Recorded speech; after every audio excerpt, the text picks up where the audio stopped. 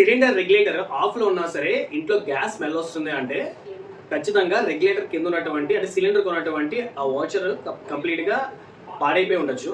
చాలా మంది అనుకుంటారు సిలిండర్ రెగ్యులేటర్ కట్ చేసి మనం ఆఫ్ చేసిన తర్వాత గ్యాస్ కంప్లీట్ గా అయితే ఇక్కడ ఎస్కేప్ అవ్వకుండా ఇక్కడ ఉండిపోతుంది. బట్ స్మెల్ వస్తుంది అంటే అసలు కింద ఉన్నటువంటి వాచర్ పరిస్థితి ఎలా ఉంది ఏంటో చెక్ చేద్దాము. అసలు రెగ్యులేటర్ వల్ల దాన్ని నలిగిపోయిందా బాగుందా ఏదో చూద్దాము.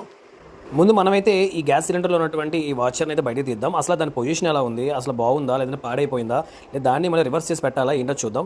చూసారు కదా ఎంత డ్యామేజ్ అయిపోయి ఉందో, కంప్లీట్గా నలిగిపోయి ఫుల్గా డ్యామేజ్ అయిపోయింది. ఆ డ్యామేజ్లోంచే మనకు రెగ్యులేటర్ కట్టినా సరే ఖచ్చితంగా గ్యాస్ అయితే బయటకు వచ్చేస్తుంటుంది.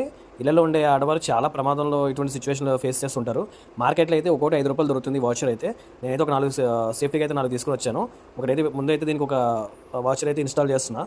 ఇది బయట నుంచి పెద్ద టెక్నీషియన్స్ వచ్చి చేయాల్సిన పని ఏం లేదు, మనం కూడా హ్యాపీగా చేసుకోవచ్చు. ఇది పెట్టిన తర్వాత రెగ్యులేటర్ని కరెక్ట్గా ఫిక్స్ చేయాలి. ఫిక్స్ చేసిన తర్వాత రెగ్యులేటర్ ఆన్ చేసిన తర్వాత అసలు గ్యాస్ సౌండ్ వస్తుందా లేదా, స్మెల్ వస్తుందా లేదా చెక్ చేసుకోవాలి.